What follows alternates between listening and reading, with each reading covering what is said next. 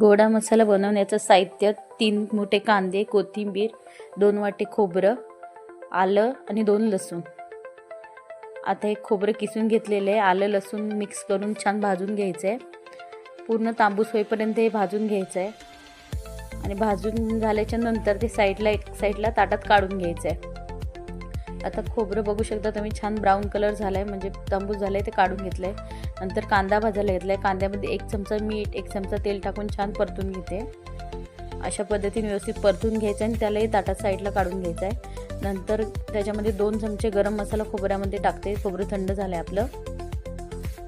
आणि 2 चमचे मीठ हे टाकून पूर्ण वाटण थंड करायचं आहे आणि वाटण करून घ्यायचं आहे. तर असं हे आपलं रेडी झालं आहे आणि ते ग्रेव्ही करून वाटून घ्यायचे आहे आणि असा आपला मसाला रेडी होतो. Bye bye.